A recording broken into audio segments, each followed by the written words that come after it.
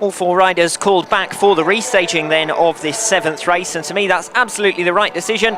Liam Carr had nowhere to go at this stage of turn number 1 as Jon Armstrong was right in front of him, looking up on the inside line. They were 3 abreast, and well, Liam Carr unfortunately finds himself on the wrong end of that turn number 1. The referee could have made an argument potentially for the fact that Liam Carr could have looked for an alternative portion of the circuit, but I think it's probably fair game to bring back all of the riders for the restaging of this one, heat number 7, particularly such a crucial one that's likely to play a major part in this Group A. If one of the teams can get a 7-2, for example, they'll be more or less home and dry, just looking for 3 points from their remaining ride. Remember, I suggested earlier on, 17 is enough to guarantee you a place in the next stage of the competition, regardless of what else goes on in the group. And in Group A, we've already got 3 teams sitting on 7, 2 of which have a ride in hand, and those are these 2, the Stoke Potters and the Buxton Hitmen, coming round now towards the start line with Tony Atkin leading them in the yellow helmet colour into position. He'll be going off gate number 2. Atkin, of course, a winner first time out when Liam Carr finished in second behind him, getting the better of the Kings Lynn Young Stars. And Stoke, who also have 7 to their name after beating Luke Crang and Ryan Terry Daly back in heat number 1. Ben Wilson and Jon Armstrong is the partnership for them. It's Wilson off 1 then. Off gate number 2, it's Tony Atkin. Armstrong will go off gate number 3, and Liam Carr it is who goes off the outside in white. A rider in decent form at the moment, who top scored with 11 points for Buxton last night in their trip away to Stoke.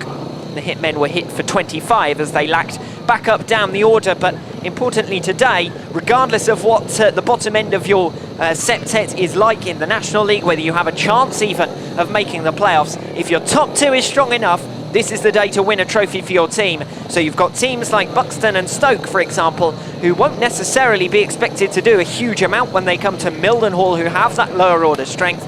Well, this is their opportunity to get some silverware in 2014, because at the top end of the team, these 2 sides are simply superb.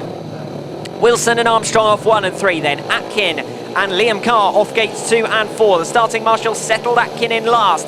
Now he moves away and we can get underway with the restaging of heat number 7. Atkin with a better start this time off gate number 2. He's wide around the outside. Armstrong looks up the inside, but it's Atkin who has the momentum down into turn number 3. And watch around the outside, Liam Carr making a big lunge. Armstrong tries to move him out off turn 4. Forceful stuff from Jon Armstrong to block out Liam Carr, and now move for the dirt with Tony Atkin sitting in second place, and Liam Carr still applying the pressure. Dives down the inside of Jon Armstrong and moves him right up to the outside line, but still Armstrong keeps it on. Atkin needs to look for his teammate here. He slows it up around the outside. Beautiful stuff from Tony Atkin. Now Armstrong dives between the 2. Jon Armstrong comes up the inside of Atkin, around the outside of Carr, and takes second place in one move from the back to second position. Armstrong still finding it tough. Carr's on the inside line, but he's got a wrong line around turns 1 and 2, and that's enough to settle it in favour of the Stoke Potters. Brilliant riding from the former Mildenhall man Jon Armstrong to take second position behind eventual race winner Ben Wilson.